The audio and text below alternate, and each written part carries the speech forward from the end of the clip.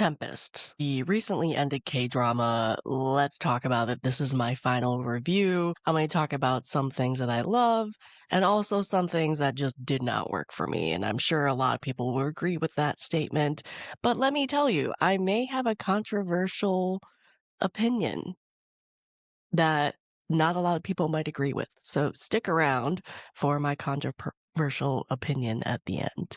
If you have no idea what Tempest is, I will give you a quick introduction. This is a Korean drama that aired from September 10th to October 1st, 2025. It is made by Disney Plus. Here's a quick synopsis. I'm reading from MDL. Moonju, played by Jun Ji-hyun. She is a seasoned diplomat and former ambassador to the United States. She moves back to Korea. She is very popular among like the international community. Moves back to Korea because her husband, and she uncovers a huge conspiracy and assassination plot. And because of this, she meets Sanho, who is a mercenary who is hired to be her bodyguard. And they kind of navigate this conspiracy and politics together, trying to uncover the truth behind a lot of things. And I'm trying not to do spoilers in this synopsis. This stars Jun Ji-hoo, who is the female lead, and then we have Kang Dun-won,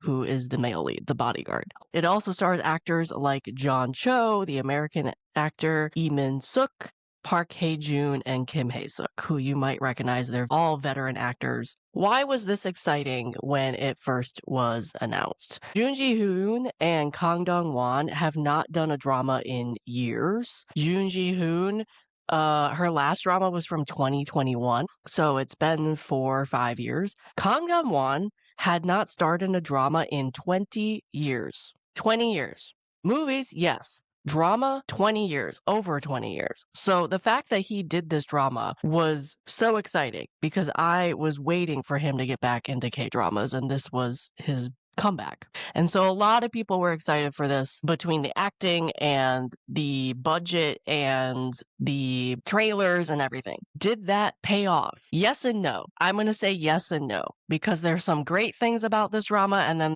there's some not so great things about this drama. I rated this an 8.5 out of 10.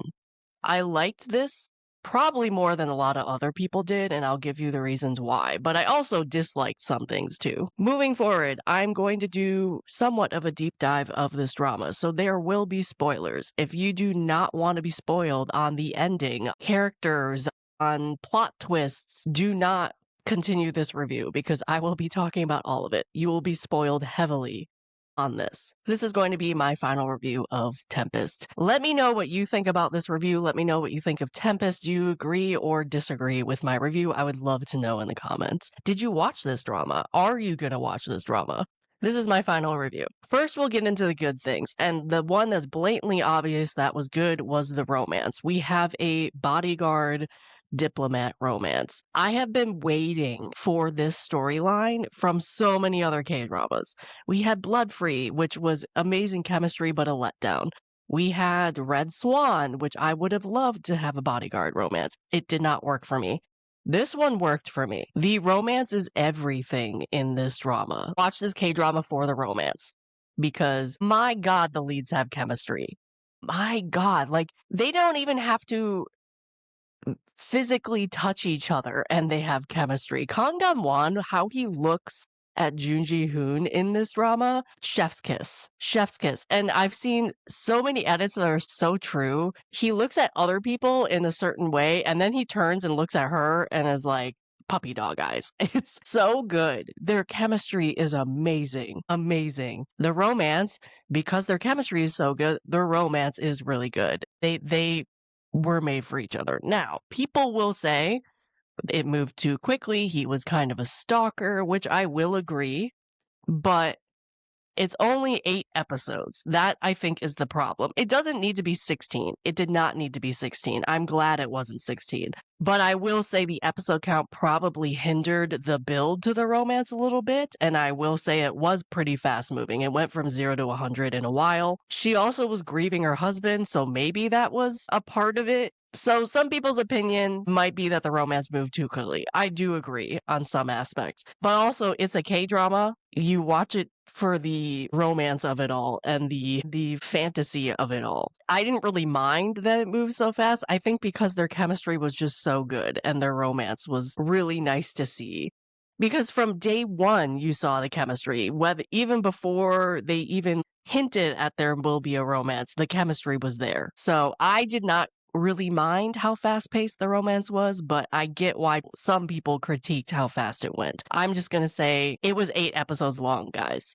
There was only so much they could do to have that play out. But yes, there were some parts, some wooing, some dating that were skipped that kind of just went into it. Also, though, it was an adult mature romance, kind of a reality based romance, because let's be real, there was a lot going on in this drama, and the quiet moments was their romance. I liked it. I liked it. It was a very, very positive part of this K drama for me. I continued watching it for this, for the romance, for the chemistry. If you want a amazing chemistry romance in a high stakes drama, this one's for you. But wait until the ending part of my discussion of this review before you dive right in. But that is a major plus of this drama, romance and the chemistry of the two leads. Another plus, action scenes. The budget paid off. They had amazing action scenes. Kang Dam-won and his fighting was amazing.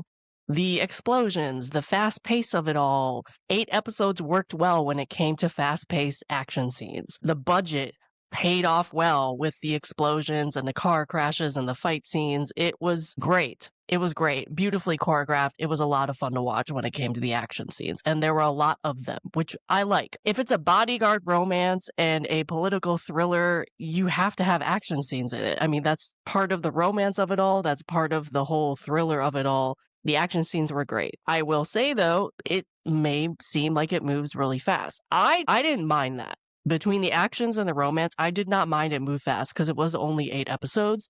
So it's not like there's a lot of filler. It's not like there's a lot of bloating in the plot.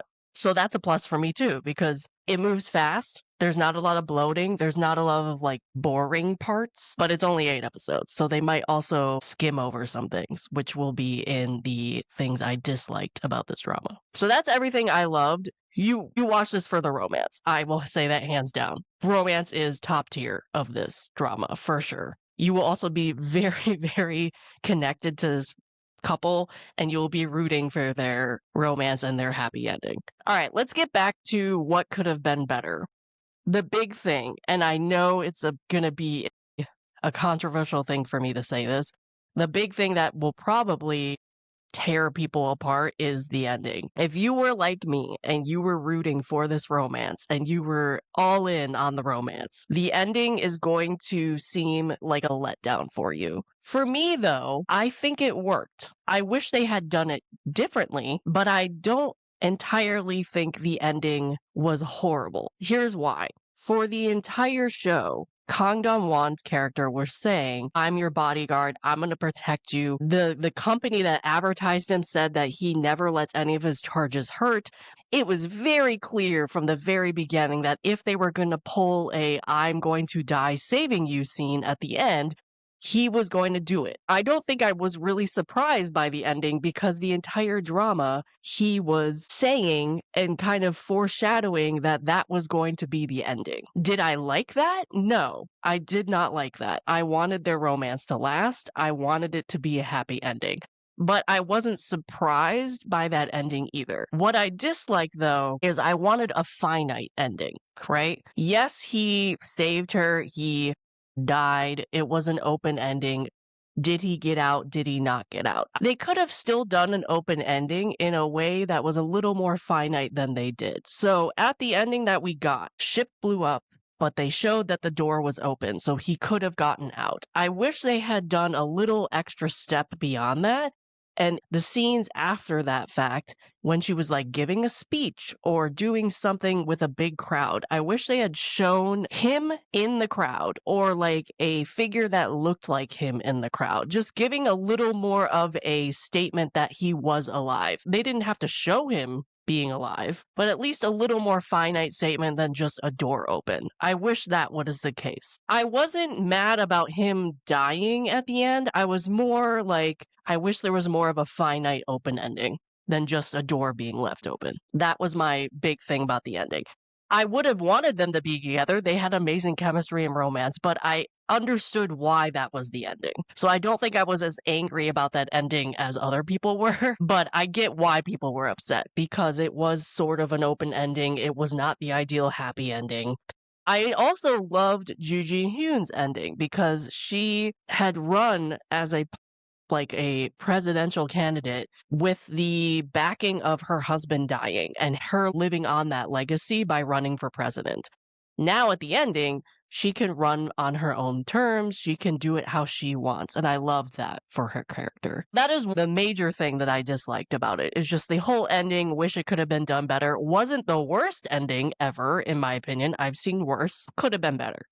The other thing that I think is a major hiccup about this, and I think there's a lot of factors that go into this, the political thriller side of it. If you really looked into the political thriller plot, you would see a lot of plot holes. Maybe that was because there was only 8 episodes. Maybe they wanted to do a political thriller and then decided the romance was a lot more important. I don't know. But if you really looked into how this political thriller storyline was written, there were a lot of plot holes. For example, I'll name one. You had the fake Stella Young. She was revealed to kind of be fake. She could have been a spy, was not a spy. It was not 100% confirmed. Along with Jun Ji Hoon's husband, not 100% confirmed in my opinion. On one hand, the fake Stella Young is fighting Kan Dong-won in her empty house or whatever. The next minute, she's hiding in a church basement waiting to be able to leave Korea. I was like, what happened with her character? Did they arrest her? Did they let her go? Did someone help her leave?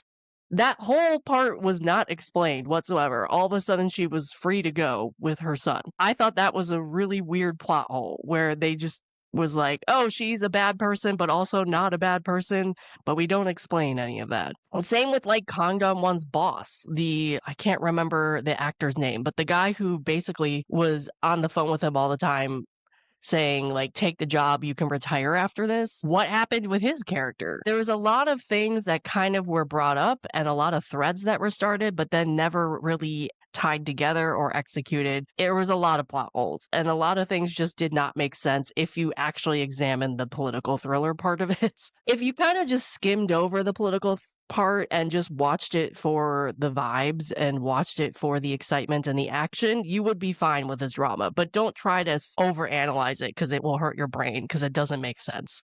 A lot of it does not make sense. That's a whole thing. At some point, I stopped trying to overanalyze because it hurt my brain. Because I either was really dense and not understanding what was going on, or it was very poorly written, in my opinion. You watch this for the romance, watch this for the chemistry, action scenes. Political thriller could have not existed. It didn't make sense, really, if you really looked into it. Another thing that was more of a personal thing, everybody and their mother was watching this. I fell behind due to life, so I was spoiled heavily on a lot of different parts of it, including the ending, which is maybe why I wasn't as mad about the ending as other people. One thing I will say, I think if I wasn't spoiled on pretty much every twist of this drama, they would have come out as far better twists than I thought they were.